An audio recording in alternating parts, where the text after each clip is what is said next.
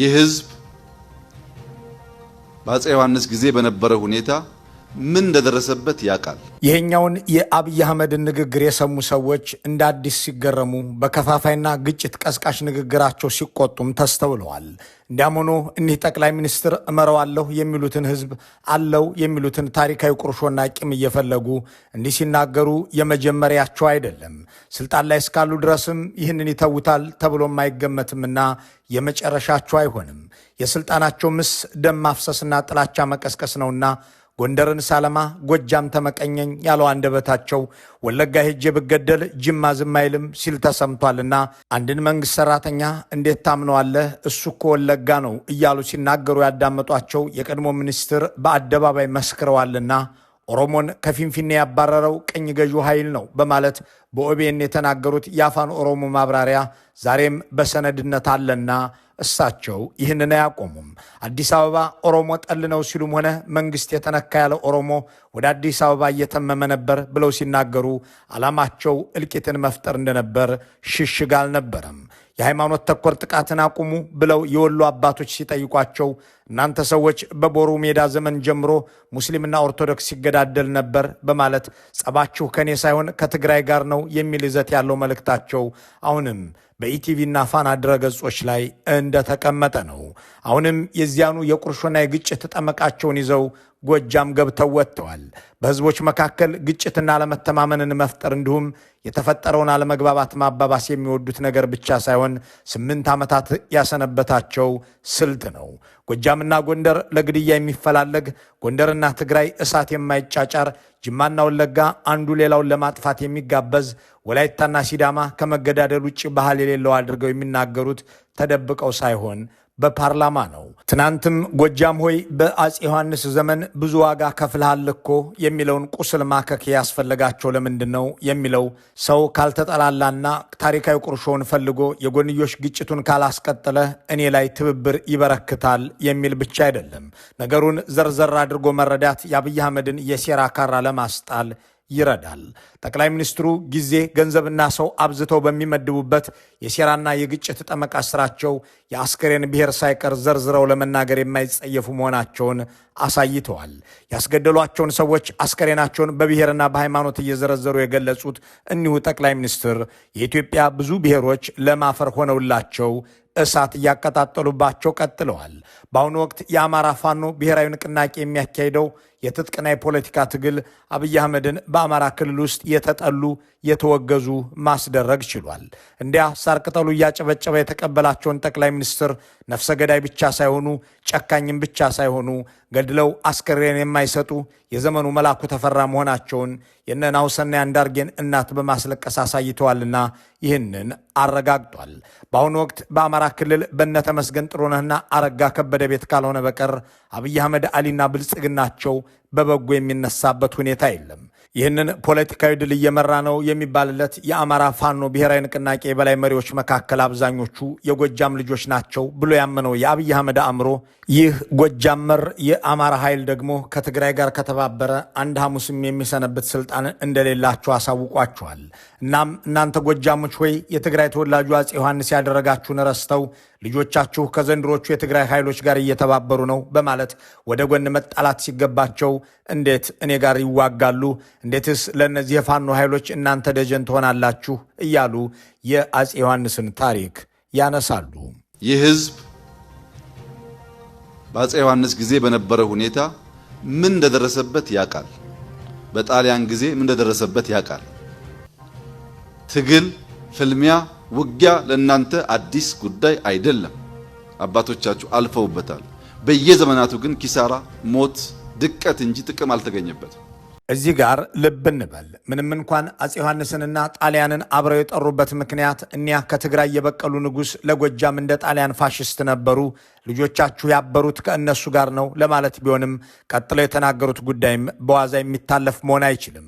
ከጣሊያን ጋር የተደረገውም የነበላይ ዘለቀ ተጋድሎ ጥቅም ያልተገኘበት ኪሳራ ነው ብለው ገልጸውታል። ግዴለዎትም እንደርሶ ዕድሜው ሁሉ ለአረቡም ለጥቁሩም ተላላኪ ላለመሆን ቅኝ ገዢዎችን ለመፋለም የተደረገን ተጋድሎ አክሳሪ አይበሉት። ያ ትውልድ እንደርሶ ያለን ከፋፋይና ገዳይ ወራሪ ኃይል በደሙና በአካሉ ቆርጦና አንቆራጦ ያባረረበት ነው ብሎ የሚመልስላቸው ደፋር በዚያች በደብረ ማርቆሷ መድረክ ላይ አልነበረም። እናም ጎጃም ሲቆርጥ ጣሊያንን እስከ ሮማ ድረስ እንደሚያባረረው ሁሉ የአንድ መሐመድ ቢን ዛይድ ተላላኪን እንዲሁ ማድረግ የሚሳነው አይደለም። ጣሊያንን በመጣበት መመለስ ኪሳራና ጥቅም አልባ ሳይሆን በደም የተጻፈ ገድል ነው ማለት አልተቻለም። ሆኖም የጣሊያኑን ጉዳይ ያነሱት ቀድመው ለጠቀሱት የአፄ ዮሐንስ ጉዳይ ማያያዣ ለማድረግና የትግራይን ሰው በጠቅላላ ልክ እንደ ግራዚያኒ ነው ለማለት መሆኑን ያልተረዳ ሰው 8 ዓመት ሲገድሉና ሲዋሹ አብይ አህመድ ያልገቡት ሰው መሆን አለበት። ካልሆነም የጎጃም ሕዝብ ሆይ ከኔ ጋር ካልተሰለፍክ እንደ ጣሊያን ሆንብሃለሁ እያሉት ነው። ደጋግመው በንግግራቸው ላይ የጠቀሱት ወለጋንና ወሎን ሲያገናኝ የነበረ ደብረ ማርቆስ ዛሬ እንዴት ይነሳብኛል የሚለውን ነው። በዚሁ ንግግራቸው ላይ ቢያንስ 3 ጊዜ ጎጃምን ወለጋና ወሎን የሚያገናኝ ብለውታል። ጎጃም የሚያገናኘው ወለጋንና ወሎን ብቻ ባይሆንም ጠቅላይ ሚኒስትሩ እያሉ ያሉት እንዴት እኔ ኦሮሞ እያለሁ ጎጃም ለኦሮሞ እንደሚቀርብም እየታወቀ ስለምን ትግራይ ድረስ ሄዳችሁ የእኔን መንግስት ልጆቻችሁ እንደወጉ ፈቀዳችሁ ለማለት መሆኑን መገንዘብ የአብይን የጥፋት ፖለቲካ መረዳት ብቻውን በቂ ነው። ደብረ ማርቆስ በወሎና በወለጋ መካከል ድልድይ ሆና ንግድን፣ ሰውን ስታስተሳስር፣ እድገት ስታሳልጥ መኖሯ የማይታበል ሐቅ ነው። ይህንን ሐቅ ማስቀጠል አቅቶን በአባይ ሸለቆ አካባቢ አሊዶሮ አካባቢ የሸፈተውንና ወደ አዲስ አበባ አላሻግርም ያለውን ሽፍታ በጋራ ታግለን ማስወገድ ሲገባን ከዚህ ደጀን መሄድ እንዳንችል ተጨማሪ ሽፍቶች ማበራከታችን ተገቢ ጉዳይ አይመስለኝም። ደብረ ማርቆስ ወለጋንና ወሎን ማገናኘት ሲገባት እኔን የሚታገሉ ሰዎች እንዲፈጠሩ ምክንያት ሆነች የሚለው ገለጻ አብይ አህመድ በተለመደው የሴራ መንገዳቸው ያመጡት ጉዳይ ነው። እንዴት የሚለውን እናብራራው። ዛሬም ወለጋና ወሎ እንዳይገናኙ ደብረ ማርቆስም ሆነች ጎጃም እንቅፋት አልሆኑም። በደርግ ዘመን ወለጋ ተወስዶ የሰፈሩ ወሎዮችን የሚጨፈጭፈው የአብይ አህመድና የሽመልስ አብዲሳ ኮሬ ነገኛ እንጂ የጎጃምና የአካባቢው ህዝብ አይደለም። የወሎ አማሮችን ከወለጋ ነቅሎ ያባረረው የደብረ ማርቆስ ህዝብ አሊያም የቢቸና ገበሬ ሳይሆን የነ አራርሳ መርዳሳ ጋቸና ሲርና ነው። ከጎጃም ወደ ወሎ የሚወስደውን በቀደመው መንግስት ዘመን የተሰራውን መንገድ ለ1 ዓመት ተኩል የዘጋጋው የመሐመድ ተሰማ የአብይ አህመድ ጦር እንጂ የመርጦ ለማርያም ቄስ አይደለም። እውነታዊ መሆኑ ባይሰወርም ለስውር ሴራቸው ሲሉ ግን አብይ አህመድ ሽፍታ ደባቂ፣ የሽፍታ ደጀን የሚሉት የጎጃም ህዝብ ከትግራይ ከመወዳጀት ይልቅ እሳቸው የኦሮሞ መንግስት ከሚሉትና ደብረ ማርቆስ ላይ ወለጋ እያሉ ደጋግመው ከጠሩት አገዛዝ ጋር መሰለፍ እንደሚገባው ለማስጠንቀቅ ሞክረዋል። የጎጃም ህዝብ ሆይ ልጆች የሚዋጉት የወለጋን መንግስት መሆኑን እወቅ። ከወሎ ጋር እያገናኘህ ተገዛ። ካልሆነ ግን አጠገብህ ያለው የወለጋ ህዝብ በዝምታ እንደማይመለከትህ እወቅ። ደብረ ማርቆስ ሆይ ጎጃምን ወሎና ወለጋን ማገናኘትህን ትተህ ብዙ በደል ካደረሱብህ የአፄ ዮሐንስ ልጆች ጋር ግንባር መግጠምህ ተገቢ እንዳልሆነ እወቅ እያሉ የሚናገሩት አብይ ቢሮ ሲገቡ ደግሞ ወለጋ እኮ ለመንግስት ኃላፊነት አይታመንም፣ ጎጃም እኮ ለጎንደር ሪዞርት ስገነባ የሚመቀኘኝ ነው እያሉ የሚናገሩ ናቸው። ውጭ ጉዳይ እየሰራው እያለ ሰው አምባሳደር የሚሆን የተለያየ ኃላፊነት ምናምን አብረን እንነጋገራለን። በአጋጣሚ አንድ ሰው እኔ በስራው በጣም ጥሩ የሆነ ሰው ነው፣ በእኔ ያረዳድ ማለት ታምነዋለህ ሆይ አለኝ። አዎ በስራው ነው የማውቀው፣ ሌላ ግንኙነት የለንም። በስራው በጣም ጥሩ ስራ ነው። ውጭ ጉዳይ ውስጥ አሉ ከሚባሉት ሰዎች አንዱ ነው። ጥሩ ዲፕሎማት ነው ይሄ ሰው አለ ብዬ እሱ እኮ ወለጋ ነው አለኝ። የወለጋን ሰው እንዴት ታምናለህ? የወለጋን ሰው እንዴት ታምናለህ የሚሉ ጠቅላይ ሚኒስትር ናቸው እንግዲህ ወለጋንና ወሎን የሚያገናኝን ጎጃም እያሉ የሚናገሩት።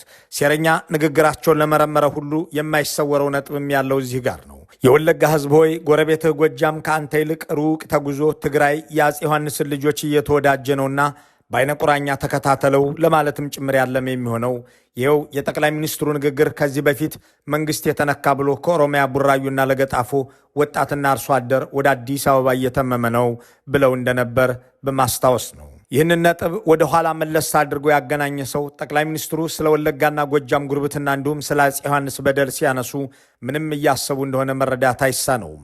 የወለጋን ሰው እንዴት ታምናለህ የሚሉት እኒሁ ጠቅላይ ሚኒስትር ወለጋ ብሄድ ይገድለኛል፣ ያኔ ጅማ ይነሳልኛል በማለት እንዲሁ የመገዳደያ አጀንዳ ሲያቀርቡ ነበር። አንዳሮኒ ጎጅማ ገሩ የሮጆሉማ ወጋ ሁለጃ ሁለቶርብ ተወልጄ ያደግኩት ጅማ ነው። ወለጋ የሄድኩበት ምክንያት የተደራጁ ነፍሰ ገዳዮች እኔንና ለማን ለመግደል በሚገባ መዘጋጀታቸውን በበቂ መረጃና ማስረጃ በመረጋገጡ ነው። ይህ መረጃ እያለ ወለጋ በመሄድ ብሞት አላስፈላጊ መስዋዕትነት ነው። ሲቀጥል ወለጋ ሄጄ ብሞት ለኦሮሞ አንድነት ከባድ ችግር ይፈጥራል። ወለጋና ጅማ መካከል፣ ወለጋና ባሌ መካከል፣ ወለጋና ሸዋ መካከል በአንድነቱ ላይ ክፍፍልና ጥርጣሬን ይፈጥራል። ሌላ ክልል ላይ በሞት የኦሮሞ አንድነት ላይ ምንም አይነት ችግር አይፈጥርም። በአንድነት ትግሉን ይቀጥላሉ። በፍጹም መሞትን አልፈራም። የኔን መሞት በኦሮሞ ሕዝብ አንድነት ላይ ምንም አይነት ችግር አይፈጥርም ካላችሁ ግን ነገውኑ ሄዳለሁ። እኔ ወለጋ ሄጄ በሞት ጅማ ዝም አይልም። አብይ በዞንና በቀበሌ ደረጃ ጸብና ክፍፍል ሲያከፋፍሉ እንዲህ ያሉ ናቸው። ደብረ ማርቆስ ላይ ቆመው ስለ ወለጋና ወሎ ሲናገሩ ስለ አፄ ዮሐንስ ዘመን አንስተውም የቂም ድር ሲጎለጉሉ ለጎጃም በመቆርቆር ሳይሆን ማህበረሰቡ ሰላምም ጎረቤትም ወዳጅም እንዳይኖረው ለማድረግ ነው። ወለጋ ሆይ ጎረቤቶች ጎጃሞች መንግስትህን ሊጥሉብህ ከአፄ ዮሐንስ ልጆች ጋር ትብብር እያደረጉ ነውና ዝም እንዳትል። የጎጃም ህዝብ ሆይ ልጆችህ ከትግራይ ከአፄ ዮሐንስ ልጆች ጋር ሲወዳጁ ዝም አትበል። የደረሰብህን ረሳ ሆይ እያሉ ወዳጅም ጎረቤትም የማሳጣት ፖለቲካ መሆኑ ነው። ወለጋን የማይታመንና ለኦሮሞ አንድነት ጸር አድርገው የተናገሩት አብይ ወሎንና ወለጋን የሚያገናኝ የሚሉትን ጎጃምን ደግሞ ለጎንደር ልማት ልስሰራለት የሚመቀኘኝ ነው ይሉና ጎርጎራን ስሰራ እንዴት ጎንደር ላይ ይገነባል ብሎ የተቆጣኝ እኮ ጎጃሜ እንጂ ኦሮሞ አይደለም የሚል መልእክታቸውን ይናገራሉ። ጎርጎራ እኮ ኢትዮጵያ ውስጥ የለም። ጎርጎራ እኮ ራሱ ፋሲል ነው። መቼም ልጆቻችሁ እንደሚናገሩ አውቃለሁ። ጎርጎራ ፋሲል ሆኖ ሲሰራ ምን ዋጋ አለው? ጎንደር እኮ ነው የተሰራው ያለው ኦሮሞ አይደለም። ጎንደር እኮ ነው የተሰራው የሚል ሹክቻ ሲመጣ ባለስልጣናት የሚሰራውን ሰውዬ እየጠሩ ማራከስ ሲጀምሩ ገንዘብ ስላጣን ይሄ ነገር ችግር እንዳያመጣብን ብለን ራሱን ለምነን የጎንደርን ሪፕሊካ የሚመስለውን ነገር ባህር ዳር ላይ ስራል ነው። አሁን ጎርጎራ እንዳያልቅ እየያዘ ያለው ማን ነው? ከጎርጎራ በላይ በጀት የተሰጠው አቴንሽን የተሰጠው እኮ የለም። ይህ ንግግር አሻሚም አወዛጋቢም አይደለም። ለጎንደር ብንሰራ ጎጃም ከለከለን የሚል ግልጽ ያለ መልእክት ያለው ነው። ከዚያ በፊት ቢያንስ ለ5 ዓመታት አማራ ክልል እንዳይለማ የከለከለው ትግራይ ነው ይሉ ነበር። ከቅርብ ጊዜ ወዲህ ደግሞ ጎንደርን እንዳላላማው ጎጃም ከለከለኝ እያሉ ነው። አማራንም እርስ በርሱ በምቀኝነትና በጥላትነት እንዲተያይ የሚያደርገውን ገለጻ ከጨረሱ በኋላ ደግሞ አሁን ህዝብ ሰላም ያጣው ራሱ ሽፍታ ስለሚደብቅ ደግሞም ልጆቹ ከአፄ ዮሐንስ ልጆች ጋር ትብብር ስለሚፈጥሩ ነው እያሉ ነው። ጎንደር ሆይ እንዳትለማ ለቱሪስት ማረፊያ የሚሆን ሪዞርትም እንዳይኖርህ እያደረገ ያለው ጎጃም ነው። ይህንን እንዲተው ብለን ባህር ዳር ላይ ተመሳሳይ ነገር እንዲሰራ ብናደርግለትም መፍትሄ አልሆነም ባሉበት ግጭት ጠማቂ አንደበታቸው ደግሞ የአፄ ዮሐንስን ዘመን ታሪክ አንስተዋል። ለጎንደር ያሰቡ በማስመሰል የሚናገሩት ያ ንግግር ዋና ዓላማው ጎንደርን ከጎጃም ለማጋጨትና እንዳይግባባ ለማድረግ እንደሆነ አሁንም አብይን ለሚረዳ ሁሉ ቀላል ነው። ጎንደርን ግን ከጎጃም ብቻ ሳይሆን ከየትኛውም የአማራ ክልል አካባቢ በላይ ከተዋለደው ከትግራይም ጋር ጭምር ሊያጣሉት ይነሳሉ። ጎንደርን ሳለማ ጎጃም ከለከለኝ ይሉ የነበሩት ጠቅላይ ሚኒስትር ጎንደር ርስቱን ለማስመለስ ከትግራይ የሚመጣን ኃይል ይዋጋል ይሉ ነበር። የአርማጮ የወልቃይት የጠገዴ ህዝብ እንኳን አሁን ባለው ሁኔታ ባለፉት 30 ዓመታት ያ ሁሉ ዱላ የወረደበት ኢትዮጵያዊነቱንም የበጌም ድርሶ መሆኑንም እየተናገረ እየሞተ እየተሰደደ ዛሬም አለ። ከትግራይም ከሱዳንም ከሌላው ክፍልም ከፍቅር ውጪ ሰው በጉልበት በኃይል ሊያንበረክከው ከፈለገ ራሱን መከላከል የሚችል ህዝብ ያኔ ጎንደርን እንዲህ እያሉ የሚቀሰቅሱት ጎረቤት ሊያሳጡት ለእሳቸው ስልጣን መዳኛ ደም ሊያቃቡት መሆኑ በውጤቱ ታውቋል። የጎንደር ህዝብ የመጨረሻ ጣም እንደ ኖላዊት ዘገይ ያሉ ህፃናትንም ሆነ እንደ ናሁሰና አንዳርግ ያሉ ሰዎች በአብይ አህመድ ጦር ሲቀጠፉ እነሱን እየቀበረ አስከሬን እየተከለከለ የዳግማዊ መላኩ ተፈራን ዘፈን እያንጎራጎረ መኖር ሆኗል። አምናና ታቻምና ጎንደር ሆይ መሬትህን ትግራይ ወሰደብህ፣ ጎጃም ደግሞ እኔ እንዳላላማህ ተመቀኘ ሲሉ የነበሩት እኒሁ ጠቅላይ ሚኒስትር የጎጃም ህዝብ ሆይ ልጆችህ ከአፄ ዮሐንስ ልጆች ጋር እየተወዳጁ ነው። አፄ ዮሐንስ ደግሞ ያደረጉህን አትረሳም። የእነዚህን አካላት ትብብር ካላቆምክ አጠገብህ ያለው የወለጋ ህዝብ ዝም እንደማይልህ እወቅ የሚል አብይ አህመዳዊ ተንኮል ያዘለው ንግግራቸው አሁን የተጀመረ እንዳልሆነ ሌላ ማሳያ ለመመልከት ወደ 2011 እንመለስ። ያኔ እናምባቸው መኮንን ከጎናቸው አስቀምጠው በደሴ ከተማ ነዋሪዎችን ሰብስበው ሲያነጋግሩ ለምን በሃይማኖት ምክንያት ግጭት ይነሳል? ለምን በእርሶ ዘመን ቤተ ክርስቲያናት ይቃጠላሉ? ብለው ሲጠይቋቸው ጠቅላይ ሚኒስትሩ ተበሳጩ። እናንተ ኦርቶዶክሶች በአፄ ዮሐንስ ዘመን ሙስሊሞችን ስትገድሉ ነበር እኮ ብለውም ራሳቸውን ምስክር አድርገው ተናገሩ። መጨረሻ የተናገሩ አባቴ ብዙ ቁም ነገር ተናግሯል። እሱም በኋላ መጣበታለሁ። ምን ጊዜም ታይቶ ማያቅ ግድያ አሁን ተፈጸመ ብለዋል። አባቴ የቦሩ ሜዳ ታሪክ የሚገልጠው እሱን አይደለም።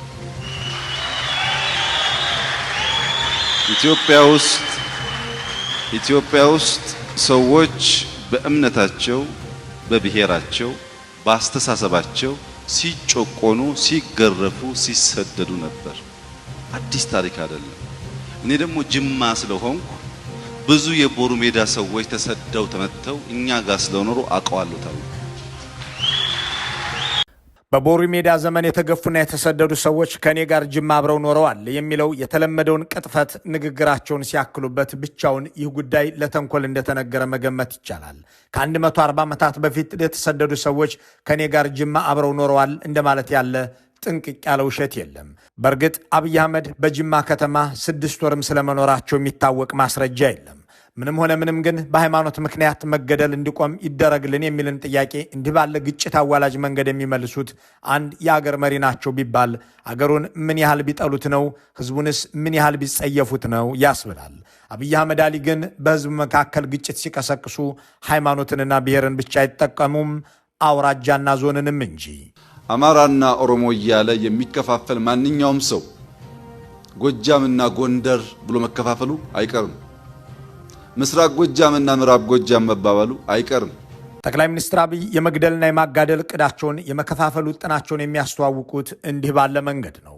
የወሎን ተዋዶ የመኖርና ሃይማኖትን የማይገድበውን ፍቅር ለማፈራረስ ይጠቅመኛል ብለው ሲያስቡ እንደ ቦሩ ሜዳ ያሉ ሁነቶችን እንደሚያስታውሱት ሁሉ የጎጃም አርሶ አደር መሬቱን ጦር ሜዳ፣ እሱን ሚሊሻ፣ ልጆቹን ታጣቂ፣ ሚስቱን የወታደር መጫወቻ አድርጎ በድሮንና ዲሽቃ ሲገድል የሚውል አፄ ዮሐንስ ያለ ይመስል የጎጃምን ልጆች ከትምህርት ገበታቸው አስቀርቶ ያለ ዕድሜያቸው እንዲዳሩ ያደረገ የዮሐንስ መንግስትም ያለ ይመስል አማራ በተገኘበት እርምጃ ይወሰድበት የሚል የአስቸኳይ ጊዜ አዋጅ አውጥቶ የዘመተ የዮሐንስ ጦር ያለም ይመስል በእሳቸው ጦረኛ መንግስት ላይ የተነሳውን ቁጣ ጎጃም ከትግራይ ጋር ተወዳጅቶ የፈጠረው ለማስመሰል ይሞክራሉ። ከጥቂት ዓመታት በፊት እያንዳንዱ የትግራይ ሰው ጠላት ነው፣ በየሰፈሩ ስንገባ ህዝቡ በአካፋና ዶማ ተዋጋን፣ እናም ደጀን ወዳልነው የአማራ ህዝብ ውስጥ ሸሸን እንዳላሉ አሁን ደግሞ የጎጃም ህዝብ ሽፍታ እየደበቀ ነው በማለት ህዝቡ ከእሳቸው ይልቅ ለፋኖ ኃይሎች ያለውን ደጀንነት ይናገሩታል። የትም ቦታ ያለውን ሽፍታ ተሰናስለን ተደማምረን በማስወገድ የህዝባችንን ሰላምና ልማት ማረጋገጥ ሲኖርብን ጭራሽ ወደ ቀያችን ወደ ሰፈራችን ሽፍቶች የተበራከቱ ሰዎች በነፃነት ከቦታ ቦታ ተንቀሳቅሰው ስራ መስራት ወደማይችሉበት ደረጃ መድረሳችን ለሁላችንም አጠያያቂ፣ ጥዩፍ የማይገባ ልንማርበት የሚገባ ጉዳይ ይመስለኛል። በዚህ ንግግር ውስጥ ያለው አገላለጽ ህዝቡ ሽፍታ ደባቂ ነው የሚል ነው። ከዚህ ቀደም በነበረው ንግግራቸው የኢትዮጵያ ኦርቶዶክስ ተዋሕዶ ቤተክርስቲያን ሽፍታ ደባቂ ነች ብለው አድባራትንና ገዳማትን በዚሁ ምክንያት አውድመው ምዕመናንን ለጭፍጨፋ መዳረጋቸውን የሚያስታውስ ሰው ለጎጃም የደገሱለት የከፋ እንዳይሆን መስጋት ይኖርበታል። እናም ትናንት በደብረ ማርቆስ ከተማ ላይ ሄደው የጎጃምን ህዝብ ማንን ወዳጅ ማድረግ እንዳለበት ብቻ ሳይሆን የሚሉትንም ካልሰማ ምን እንደሚያደርጉት ደጋግመው ነግረውታል። እሳቸውን መቃወምን ካልተወ እንደ ጣሊያን ዘመን በመርዝ ጋዝ እንደሚያነዱት፣ ከትግራይ ጋር ግንኙነት ከቀጠለም የፋኖ ደጋፊነቱንም ካልተወ ለኪሳራና ለበለጠ ጥፋት እንደሚዳርጉት በተዘዋዋሪ አበክረው ገልጸዋል። መልካሙን ሁሉ በመመኘት በዚሁ እንሰናበታለን።